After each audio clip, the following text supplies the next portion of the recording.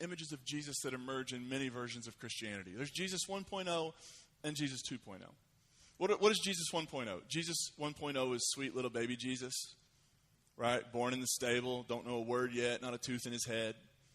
It's growing up Jesus. It's the Jesus of the Gospels, the Jesus who tells us to love our neighbor, the Jesus who tells us to turn the other cheek, the Jesus who tells us how to treat people like we want to be treated.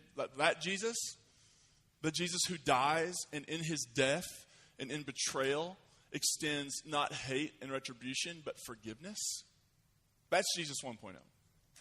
And then there's Jesus 2.0. Jesus 2.0 is the returning Jesus who is angry and cranked up and is ready to hurt some people. How many of you have heard this before? Maybe we've heard it like this. Jesus came the first time like a lamb, but he's coming back like what? Who's heard this?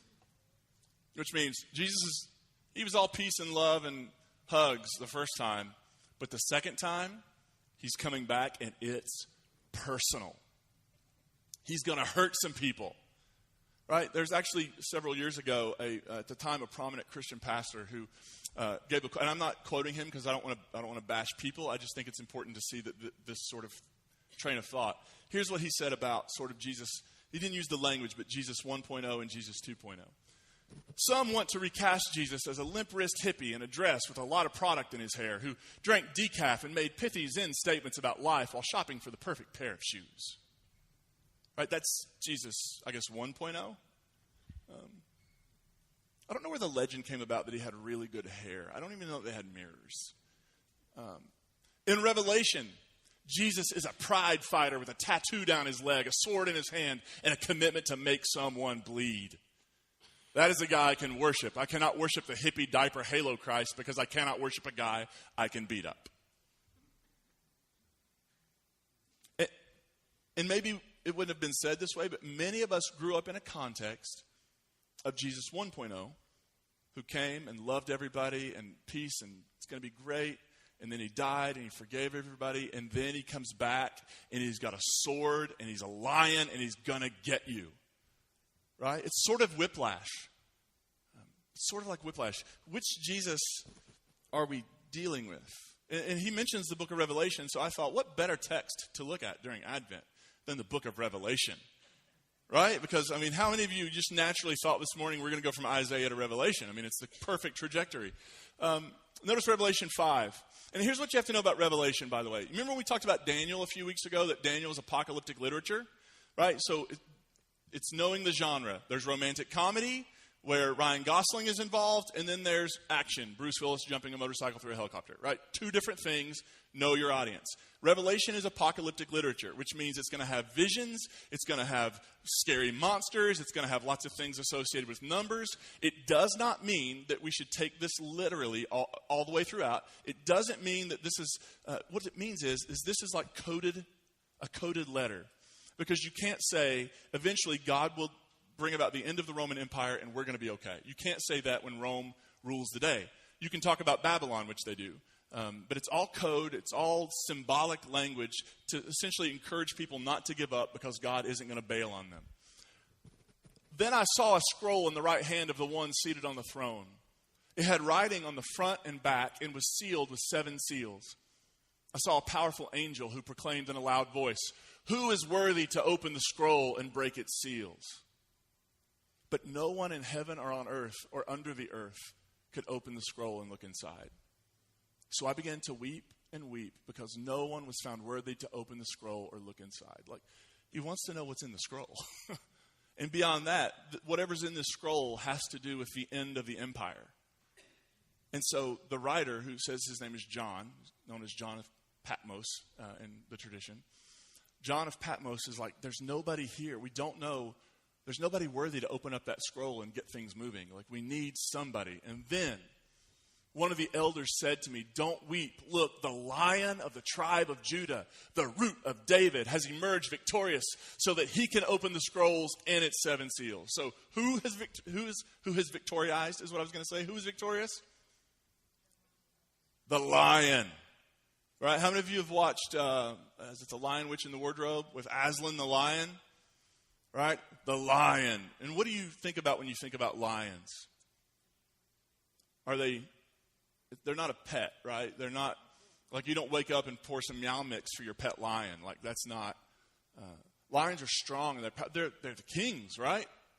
They're the kings, the lion of the tribe of Judah. And so what do you expect when you hear the lion of the tribe of Judah? Anybody want to throw out, what do you expect the next slide to look like, the next part of the text? What do you expect when you hear lion?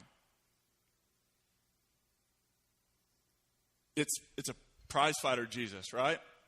With a sword and a commitment to make someone bleed. Like that's what you expect. Notice how the text continues.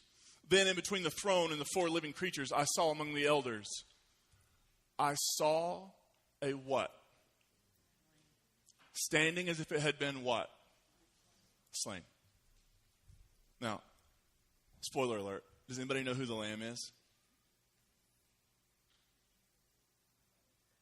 It's the one time Jesus is definitely the right answer. Right? We want to say it for everything. This is the moment. Jesus is the answer. The Lion of the tribe of Judah, Jesus. But when he sees what the Lion of the tribe of Judah looks like, the lion is actually a lamb. And not just a lamb that has been slain. Which is essentially saying, how does the lion conquer? The lion conquers not by killing his enemies. The lion conquers not by taking a sword and gutting everybody who doesn't believe the right things. The lion conquers by, as a lamb, giving himself in love for the world.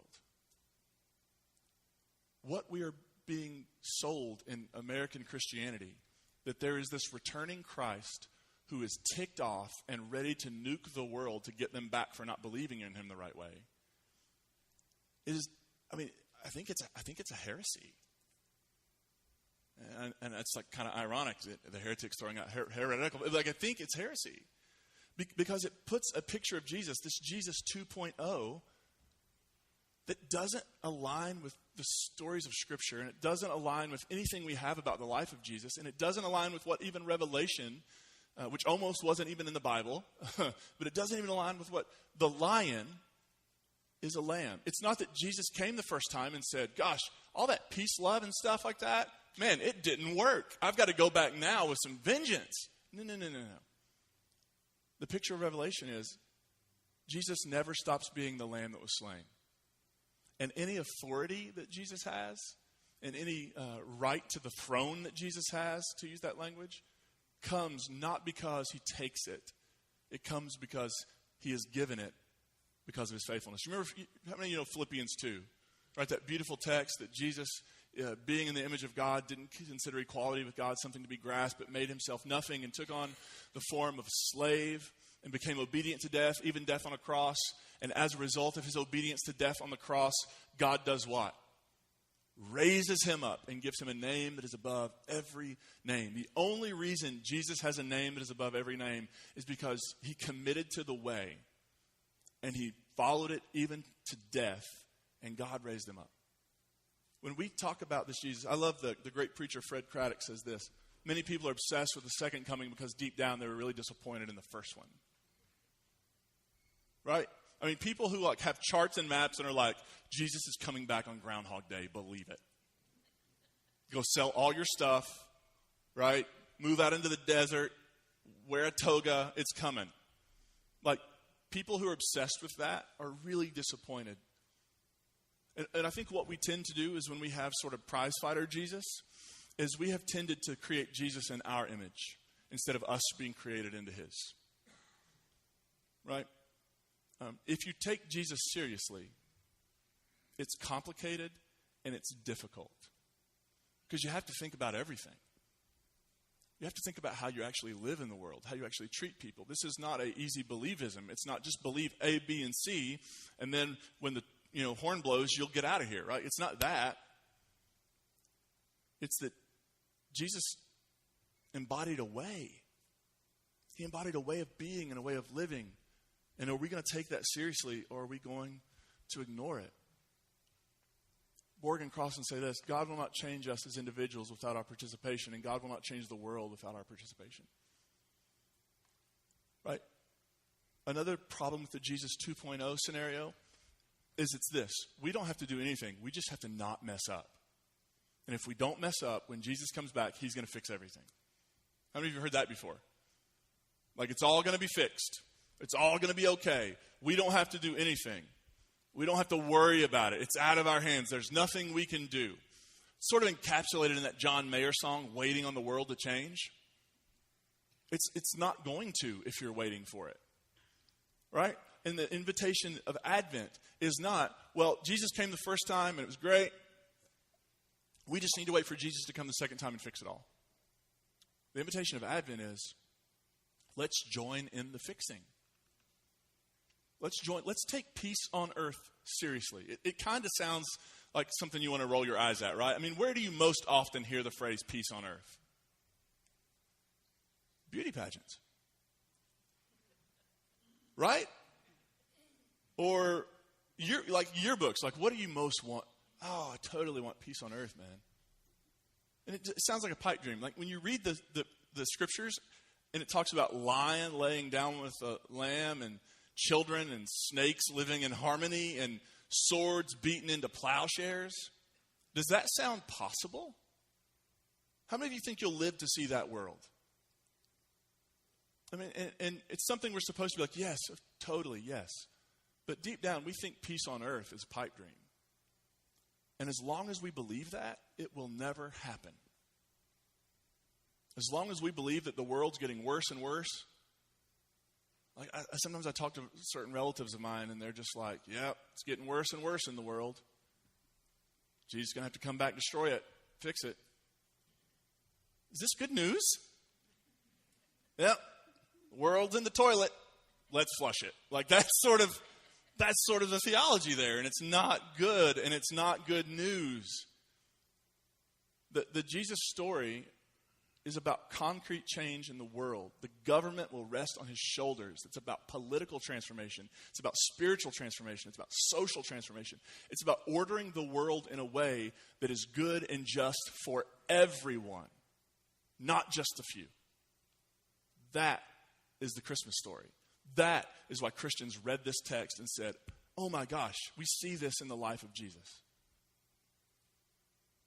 Not Jesus 2.0. There is no Jesus 2.0. I deeply believe the people who are most excited about meeting Jesus will probably end up being the most disappointed. Because they want a warrior and they get a lamb. Right?